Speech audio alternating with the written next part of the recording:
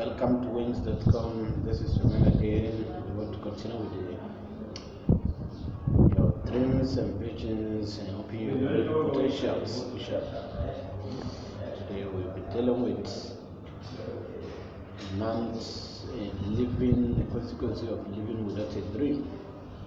If I were you, I'll keenly listen to what this man has to say, not who is speaking. Wise always listen to what is being spoken, not who is speaking. So if you understand. Okay, let's move ahead. Living without a dream is one of the most consequential lives to live. When I speak to groups of people about vision, whether it's in the context of business, government, or the church, or mosques, I always emphasize the following truth because I believe it is crucial for each one of us. To understand, the poorest person in the world is a person without a dream.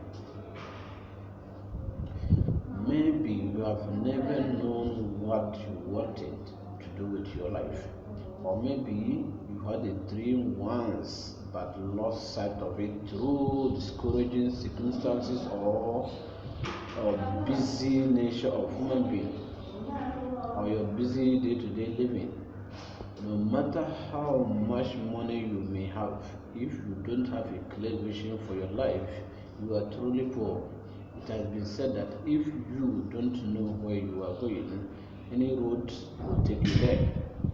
What's worse, you won't even know when you have arrived because there's no destination unless you have a definite idea of where you want to go. The chances that you will get there are remote. They are just moving because you don't know where you are going and when you get there, since you don't have a destination. The problem is that most people have no vision beyond their current circumstances, their jobs, maybe the cages they are in. Without a vision of the future, life lost its meaning. An absence of meaning then leads to a lack of hope. Whenever people are hopeless about their life situations, they can become resentful of their jobs or families. They feel as if they are wasting their lives, and they start living with a vigor but constant internal longing for something more. They may even stop participating in life in any significant way. No matter how much money a person may have, anyone who lives like this is poor. A visionless life is poverty striking existence.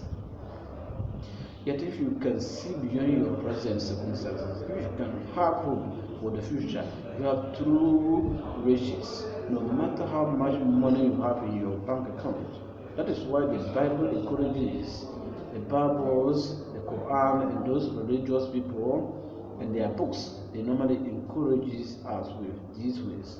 I know the plans I have for you, declares my God, plans to prosper you and not to harm you.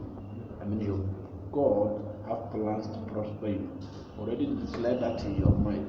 That way it will give you a lot of hope in the future, because there's no God in those various religions that will discourage you.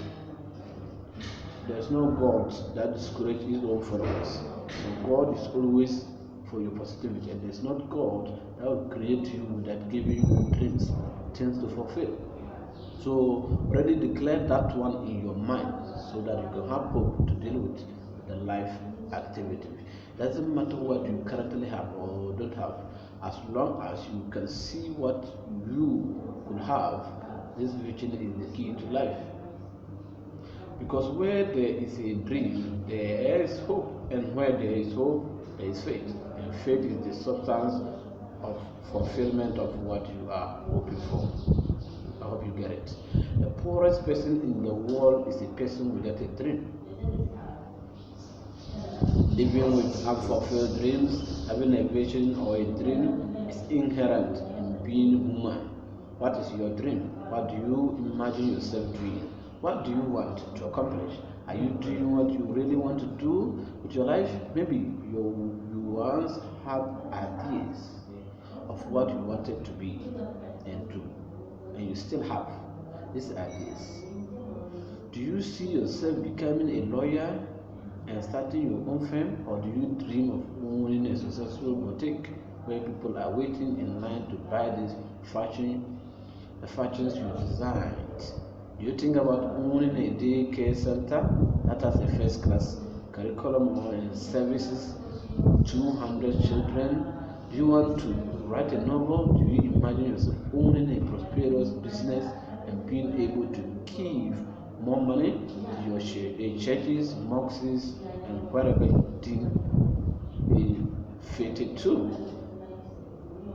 These are critical questions for you to think. Do you dream about going back to school and doing something with your education and academic activities, or you dream of going to work on that job that you left abandoned years ago? These are critical questions. By the end of the work week, many of us are very tired. The question is, after exhausting ourselves, are we any closer to where we wanted to go? People have all kinds of ideas in their minds, but they rarely act on them. This is the pattern that often occurs. 5 or 10 years will go by and they still haven't done anything.